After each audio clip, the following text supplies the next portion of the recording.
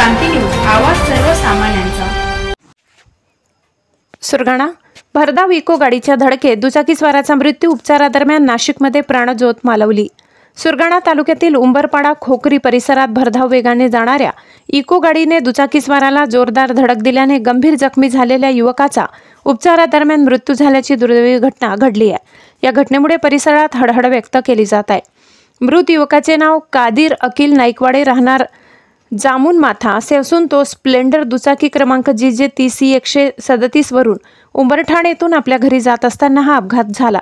19 जुलै रोजी रात्री 9च्या सुमारास उंबरपाडा खोकरी येथे समोरून भरधाव वेगाने येणाऱ्या इको गाडी क्रमांक MH15 JAM 4498 ने कादिरच्या दुचाकीला जोरदार धडक दिली। या धडकेत दुचाकी रस्त्याच्या बाजूला असलेल्या खड्ड्यात जाऊन पडली।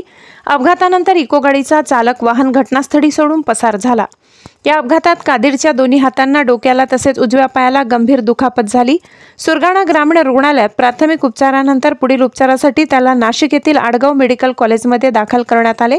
मात्र उपचार सुरू असतानाच 23 जुलै रोजी त्याचा मृत्यू झाला। कादिरच्या पश्चात वृद्ध आई, पत्नी आणि 2 महिन्यांचा चिमुकला मुलगा असा परिवार आहे।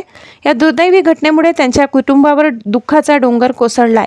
या प्रकरणी कादिरचा भाऊ समीर नाईकवाडे यांनी सुरगाणा पोलीस ठाण्यात दिलेल्या फिर्यादीवरून अज्ञात वाहन चालकाविरोधात मोटर वाहन कायद्यानुसार गुन्हा दाखल करण्यात आला असून पोलीस पुढील तपास करत आहेत। इको गाडीचा चालक अद्याप पसार असून त्याचा शोध घेण्याचे काम सुरू आहे। महाराष्ट्र क्रांती न्यूजसाठी रतन चौधरी, विभागीय संपादक, सुरगाणा। अशाच नवनवीन बातम्या पाहण्यासाठी आमच्या महाराष्ट्र क्रांती न्यूज या YouTube चॅनलला लाईक करा, सबस्क्राईब करा आणि बेल आयकॉनला प्रेस करा।